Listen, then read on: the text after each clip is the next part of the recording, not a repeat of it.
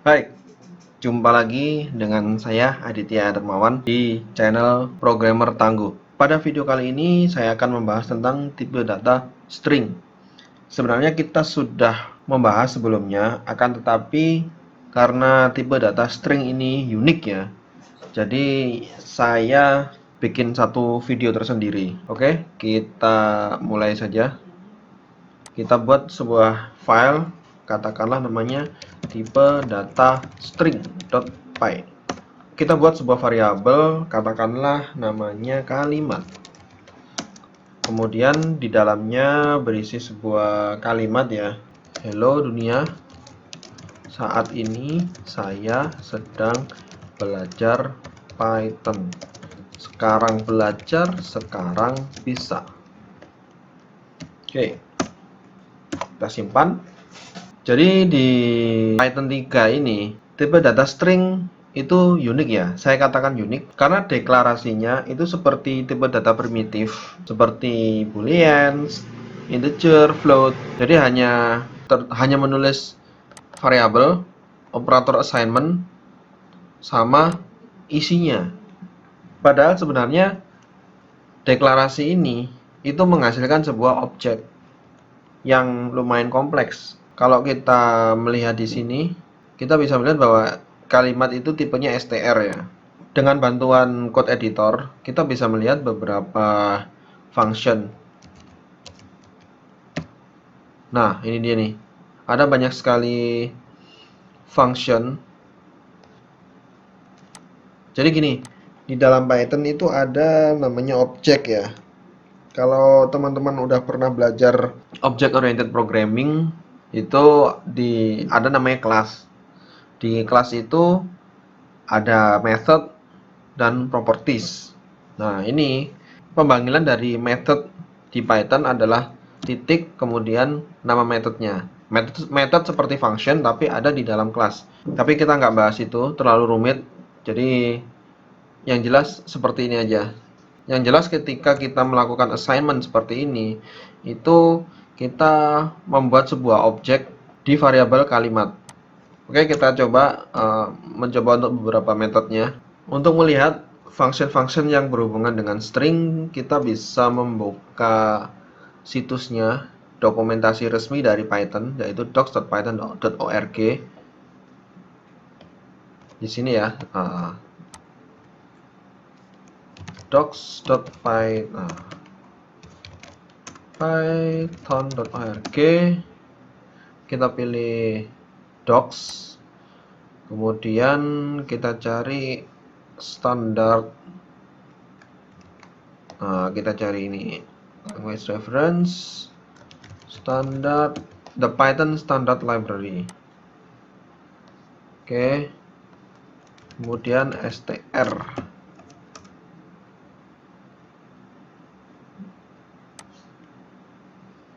Text sequence type. Nah, ini dia nih. String methods. Nah, jadi metodenya tuh banyak ya. Ada capitalize, catchfold, center count, encode, and switch, expand tabs, dan banyak sekali. Tapi saya akan mendemokan beberapa yang sering dipakai. Yang pertama yaitu count. Count ini menghitung seberapa banyak kemunculan dari suatu huruf. Sintaksnya seperti ini ya. Sub, kemudian parameternya yang paling utama adalah sub ya, huruf yang mau dicari. Kemudian opsional itu start dan end-nya. Jadi dimulai dari huruf keberapa sampai huruf keberapa. Kita coba kalimat .count. Misal kita mau menghitung huruf A, jumlah huruf A. Oke, kita coba jalankan. Nah, ternyata nggak menghasilkan apa-apa, nggak mengeluarkan apa-apa. Kenapa? Karena kita memang belum menampilkan apa-apa. Karena kita nggak ngasih perintah print, nggak manggil function print di sini. Oke, kita coba print. Nah, ada 15. Berarti ada 15 huruf A di dalam kalimat ini. Itu tadi count, kemudian ends with, artinya apakah string itu berakhiran dengan ini. Kita coba, salah ketik. Print kalimat dot ends with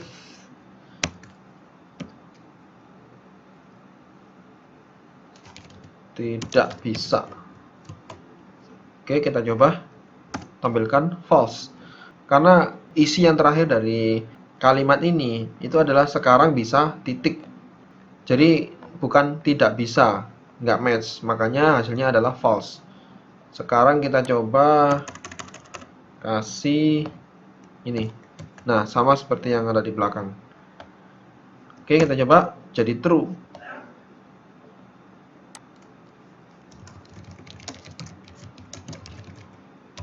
Kita coba lagi. True lagi, karena sama. Akhir dari ini adalah, jadi kalimat itu diakhiri dengan ini. Nah, gitu. Ends with. Kemudian find. Return the lowest index in the string where substring sub is found within the slice.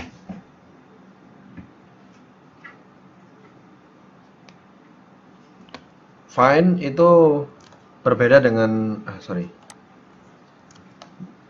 jadi find ini mencari indeks ya. Indeks. Oke, kita coba kalimat find Python. Hasilnya adalah 42. Kenapa 42? Karena Python itu berada di indeks nomor 42. Jadi mulai ini 0 ya. 1. Indeks pertama 0, berhitungnya dari 0 ya. 0 1 2 3 4 5 6 7 8 9 10. Sampai di sini 42. Oke. Ini kelihatan ya di code editor ini 43 selected, artinya saya sudah menyeleksi 43 karakter. Dan karena dihitung dari 0 ya, berarti kan berakhirnya di 42.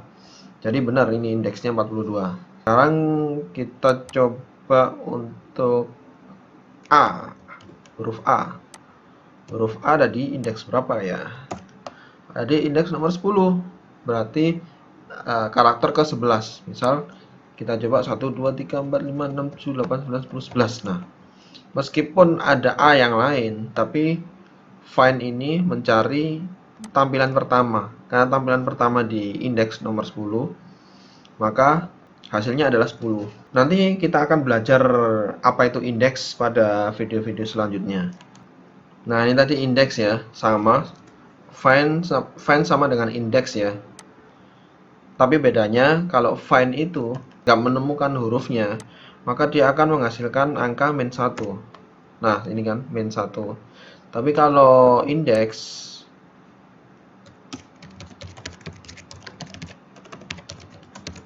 dia akan menghasilkan error jika tidak ada. Nah, ini dia nih. Value error, substring not found. File tipe data string.py line 5. Nah, ini tadi. Karena kalimat itu tidak mengandung Z sama sekali. Makanya ketika kita memanggil function index, hasilnya adalah value error. Tuh. Oke, kita komen aja ini biar nggak error lagi. Nah, ini nih yang biasanya sering dipakai ya. Is numeric. Print kalimat is numeric. Nah, apakah kalimat itu numerik atau enggak? Kita coba. Ternyata false karena memang enggak numerik sama sekali. Tapi kita misalnya kita punya sebuah variabel berisi string, tapi string itu isinya angka 41 misalnya. Jadi meskipun dia adalah angka, tapi karena diawali dan diakhiri dengan tanda petik ya, dia dianggap sebagai string. Kita coba. Bukan kalimat. Usia is numeric. Kita coba apa hasilnya. hasilnya true. Karena isNumeric itu memeriksa apakah string itu adalah berisi nomor. Kenapa bisa seperti ini? Karena gini, misalnya kita meminta input dari user ya. Kita coba buat sebuah program sederhana ya. Ini kita komen dulu. Buat sebuah program sederhana yang membuat user memasukkan usianya. Contoh seperti ini. Input, masukkan usia Anda. Oke. Nah, usia ini if usia dot is numeric, maka print Anda usia Anda, kita pakai F aja di sini biar gampang. Usia Anda usia. Nah, ini. Else Anda masukkan data yang salah. Oke, kita coba. Nanti kita akan belajar tentang if dan else ya. Jadi sabar aja. Yang penting kayak gini dulu aja. Ditulis dulu aja. Masukkan usia Anda 21. Usia Anda 21. Oke, benar kan? Sesuai. Kemudian saya nulis usia tapi ngawur. Nah, kayak gini. Nah, Anda memasukkan data yang salah. Nah, inilah gunanya isNumeric di sini. Jadi untuk memeriksa apakah input user itu benar atau enggak. Karena dalam perintah ini, data yang dihasilkan adalah data string, bukan numerik, bukan float, bukan boolean. Jadi pasti string. Makanya kita harus memperlakukannya sebagai string. Jadi usia ini, variabel usia, itu tipe datanya adalah string. Kemudian ada lagi ini, lower. Ada lower, ada upper. STU, ada UU, upper. Ini dia upper, lower. Oke, ini kita komen di sini. Kita balikin kalimatnya. Lower, kalimat dot lower. Kita lihat apa fungsinya. Nah, fungsinya adalah membuat semua huruf menjadi huruf kecil ya. Nah, lower. Kemudian ada lagi upper. Kalau upper, nah, kalau upper membuat semua isinya adalah huruf besar. Fungsinya untuk apa? Macam-macam. Misalnya kita mau bikin sebuah aplikasi, meminta user untuk input ya atau tidak. Misalnya lanjut. Anda mau lanjut ya atau tidak.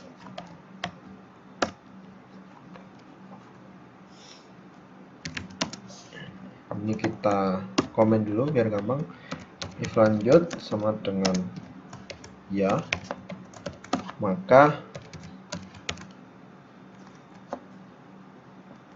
Anda pilih lanjut.